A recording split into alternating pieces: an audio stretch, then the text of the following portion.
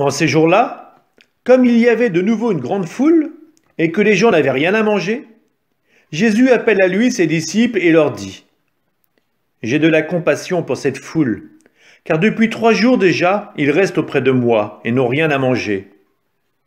Si je les renvoie chez eux à jeûne, ils vont défaillir en chemin, et certains d'entre eux sont venus de loin. » Ses disciples lui répondirent : « Où donc pourra-t-on trouver du pain pour les rassasier ici dans le désert ?»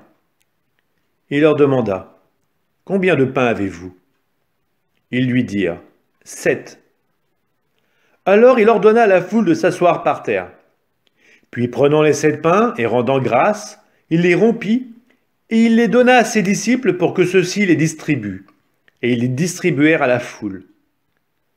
Ils avaient aussi quelques petits poissons, que Jésus bénit et fit aussi distribuer. Les gens mangèrent et furent rassasiés. On ramassa les morceaux qui restaient. Cela faisait 7 corbeilles. Or, ils étaient environ 4000. Puis Jésus les renvoya. Aussitôt, montant dans la barque avec ses disciples, il alla dans la région de Dalmanutha. Les pharisiens survinrent et se mirent à discuter avec Jésus.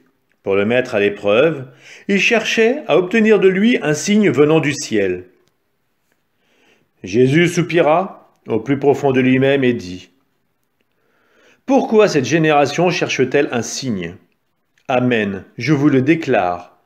Aucun signe ne sera donné à cette génération. » Puis il les quitta, remonta en barque, et il partit vers l'autre rive. Les disciples avaient oublié d'emporter des pains. Ils n'avaient qu'un seul pain avec eux dans la barque. Or Jésus leur faisait cette recommandation : « Attention, prenez garde au levain des pharisiens et au levain d'Hérode. » Mais ils discutaient entre eux sur ce manque de pain. Jésus s'en rend compte et leur dit : « Pourquoi discutez-vous sur ce manque de pain ? Vous ne saisissez pas ? Vous ne comprenez pas encore ? Vous avez le cœur endurci ? Vous avez des yeux, vous ne voyez pas. Vous avez des oreilles et vous n'entendez pas. Vous ne vous rappelez pas ? Quand j'ai rompu les 5 pains pour 5000 personnes, combien avez-vous ramassé de paniers pleins de morceaux ? Ils lui répondirent : 12. Et quand j'en ai rompu 7 pour 4000, combien avez-vous rempli de corbeilles en ramassant les morceaux ? Ils lui répondirent : 7. Il leur disait : vous ne comprenez pas encore. Jésus et ses disciples arrivent à Bethsaïde. Des gens lui amènent un aveugle et le supplient de le toucher. Jésus prit l'aveugle par la main et le conduisit hors du village. Il lui mit de la salive sur les yeux et lui imposa les mains. Il lui demandait : aperçois-tu quelque chose ? Levant les yeux, l'homme disait : j'aperçois les gens, ils ressemblent à des arbres que je vois marcher. Puis Jésus, de nouveau, imposa les mains sur les yeux de l'homme. Celui-ci se mit à voir normalement. Il se trouva guéri, et il distinguait tout avec netteté. Jésus le renvoya dans sa maison, disant : ne rentre même pas dans le village. Jésus s'en alla, ainsi que ses disciples, vers les villages situés aux environs de Césarée de Philippe. Chemin faisant, il interrogeait ses disciples : au dire des gens, qui suis-je ? Ils lui répondirent : Jean le Baptiste. Pour d'autres, Élie. Pour d'autres, un des prophètes. Et lui les interrogeait : et vous ?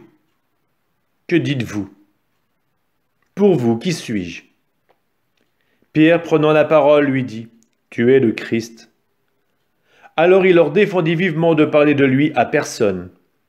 Il commença à leur enseigner qu'il fallait que le Fils de l'homme souffre beaucoup, qu'il soit rejeté par les anciens, les grands prêtres et les scribes, qu'il soit tué, et que 3 jours après, il ressuscite. Jésus disait cette parole ouvertement. Pierre, le prenant à part, se mit à lui faire de vifs reproches. Mais Jésus se retourna et voyant ses disciples, il interpella vivement Pierre. « Passe derrière moi, Satan. Tes pensées ne sont pas celles de Dieu, mais celles des hommes. » Appelant la foule avec ses disciples, il leur dit : « Si quelqu'un veut marcher à ma suite, qu'il renonce à lui-même, qu'il prenne sa croix et qu'il me suive. Car celui qui veut sauver sa vie la perdra. Mais celui qui perdra sa vie à cause de moi et de l'Évangile la sauvera. Quel avantage, en effet, un homme a-t-il à gagner le monde entier si c'est au prix de sa vie? Que pourrait-il donner en échange de sa vie?